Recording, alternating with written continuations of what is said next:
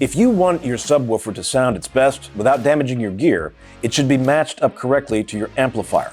In today's video, I'll walk you through how to do it step by step.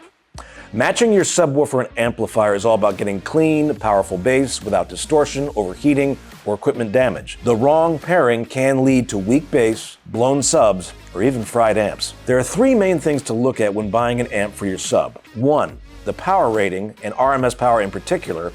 2.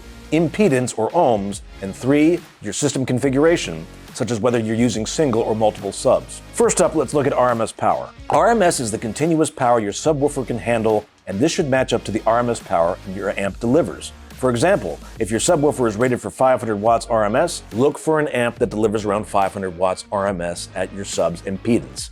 You don't need to hit the exact RMS rating.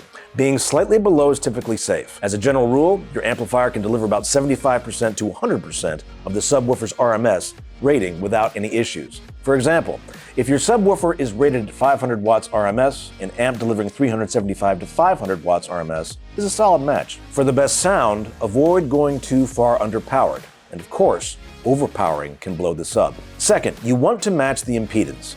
Most car subwoofers are 2 ohm or 4 ohm. Some have dual voice coils for more wiring options. Your amp's power output changes depending on the impedance. For example, an amp might produce 1000 watts at 1 ohm, 750 watts at 2 ohms, and 500 watts at 4 ohms.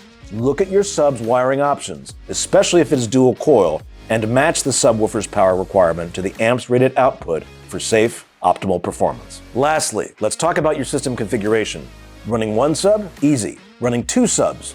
You'll need to wire them in series or parallel depending on your amp's capabilities and your sub's impedance. Example, 2 4 ohm subs wired in parallel create a 2 ohm load. Perfect if your amp makes peak power at 2 ohms.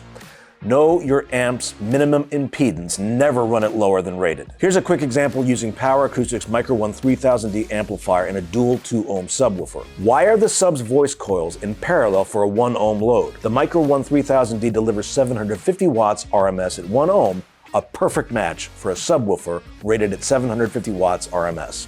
The result? Clean, hard-hitting bass with no risk of damage. That's it! Matching your subwoofer to your amp is simple once you understand RMS power, impedance, and wiring. If you found this helpful, hit like, subscribe, and leave your questions in the comments.